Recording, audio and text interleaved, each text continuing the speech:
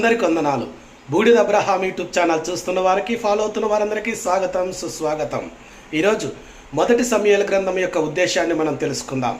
ముఖ్యంగా ఇజ్రాయెల్ చరిత్ర న్యాయాధిపతుల కాలము నుండి రాజుల కాలములోనికి మళ్లింపబడిన విషయాలు ఈ గ్రంథంలో మనం చూస్తాం.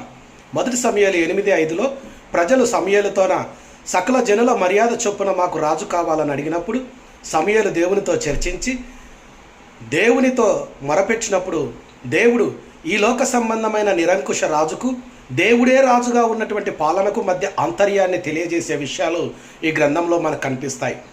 ప్రజలు కోరుకున్నట్లు దేవుడు నియమించిన రాజు మొట్టమొదటి రాజు కీషు కుమారుడైన సౌలు.